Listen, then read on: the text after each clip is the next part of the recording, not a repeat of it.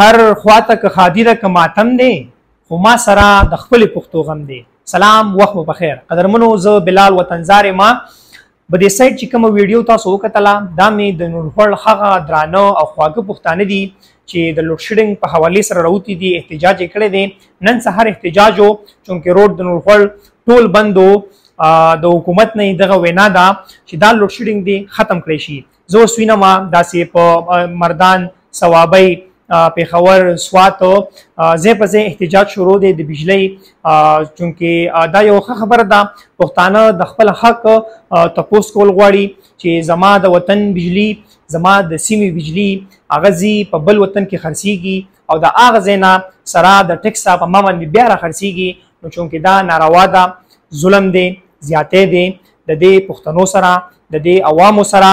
او بیا خاص کرو په پاکستان کې د پښتنو سره ډیر ظلم روان دي نه پوهیږم چې په سوجا او په سوجا د خلک د قاروباسي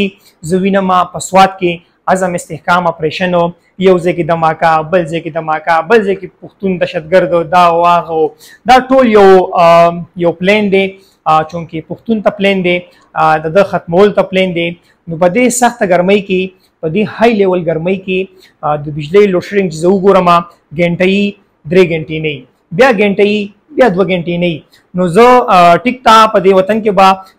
خلک وي مالدار خلک به میزان ته شیشو پلانټ لګولې وي او داسې یو غریب کورنۍ به وي چې هغه پر دې کور کې اوسېږي د شیشو وسپې نه کېږي د بیټرۍ د پکې وسپې نه کېږي هغه دغه بجلی ته په انتظار په کور کې واړی ماشومان چونکې ګرمي ډېره زیاته ده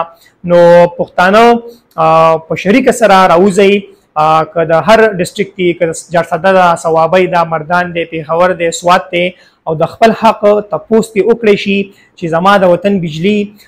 په ما باندې بیا د بهر نه را خرڅولی کېږي او هغه په ناروا لوډ شیډینګ سره او په دې سخته ګرمۍ کې او سره د ټیکسونو چونکې دا د ختم کړی شي دا زما د وطن بجلی ده دا بالکل ماته ټوپري نه وي نو ماته بیخي ارزانه میلاویږي او لوډ شیډینګ به پکې بیخي نه وي نو ټول په احتجاج ټول یو ورونه شي او یو اتفاق سره راوځي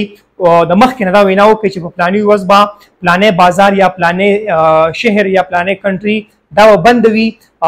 څوک لرې تلل غواړي نو هغه د لرې تلو نه اجتناب وکړي نه دي ځي بله ورځ دې بیا وټاکي داسې خو د دې حق تپوس وکړی شي چې زما د وطن بجلی زما ګیس زما کویلا په دې پوره زما حق دی دا به لومبې زه استعمالوم نو بیا به دې صوبې یا د وطن نه بهر ځي نو دا نننی ویډیو ټول پښتانه ټول مرګري د خپل مرګرو سره شیر کړئ چې په جمع سره په اتفاق سره راوځي او دغه لوډ شیډینګ خاتمه وکړي شي والسلام